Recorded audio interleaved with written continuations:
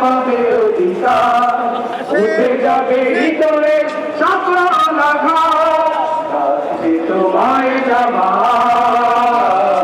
থাকবে তোমায় জামাত। যে আপনি কোথা থেকে এসেছেন এবং আজকের এই সমাবেশকে ঘিরে আপনার প্রত্যাশা কি?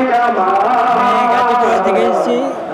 আমার প্রত্যাশা হচ্ছে বাংলাদেশ জামাত ইসলামী ভালো একটা জাতিকে ভালো একটা দিক নির্দেশনা দিবে, যাতে কোরআনের রাষ্ট্রকে বাংলাদেশ পরিচালিত হয়।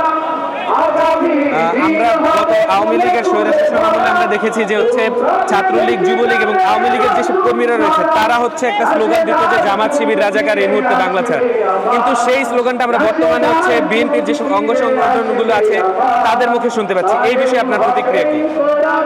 হচ্ছে আসলে বাংলাদেশ জামাত ইসলামী কোনো প্রতিহিংসা রাজনীতি করে না, এরা একটা গঠনমূলক রাজনীতি করে। এই জন্য আমাদের জামাত ইসলামের পক্ষ থেকে মানে ওই আক্রমণাত্মক কোনো স্লোগান আমাদের